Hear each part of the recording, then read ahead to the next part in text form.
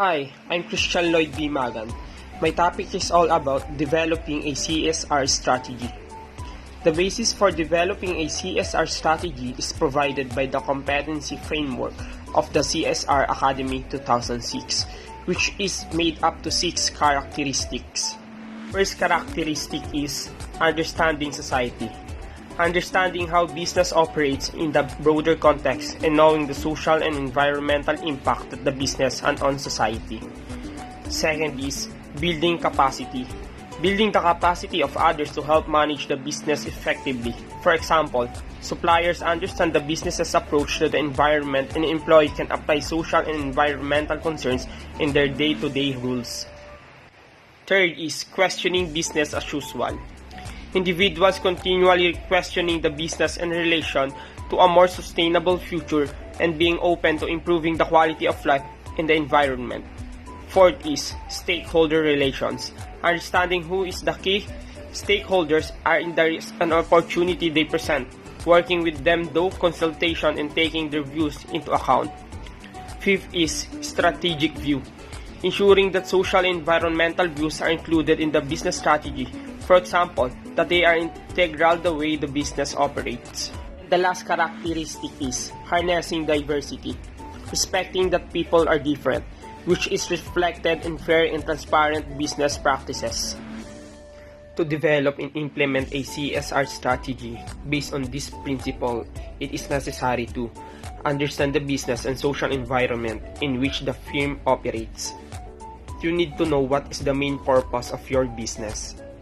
Understand the business and HR strategies and how the CSR strategy should be aligned to them. You need to know the HR and CSR strategy on how you can apply it to your business. Know who the stakeholders are, including the top management, and find out their views and expectations on CSR. Recognize the stakeholders and top management, and you need to consider their views and expectations on CSR. Identify the areas in which CSR activities might take place by reference to their relevance in the business context of the organization and an evaluation of the significance to stakeholders. With CSR, organizations take responsibility for the impact of their activities on customers, employees, shareholders, communities, and the environment in all aspects of operations.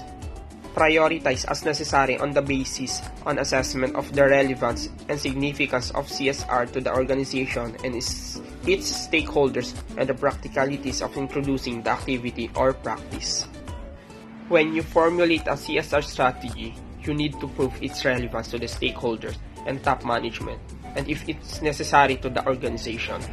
Draw up the strategy and make the case for it to top management and the stakeholders. You need to make a plan on how you can implement it, but with the consideration of the top management and stakeholders. Obtain approval for the CSR strategy from top management and key stakeholders. When you make a CSR strategy, you need the approval of top management and the key stakeholders. Communicate information on the whys and wherefores of the strategy comprehensively and regularly. When you start communicating, you need to know how to present it, and it should be clear because you are the one who brings up the strategy. You should know and how to implement and when to use it.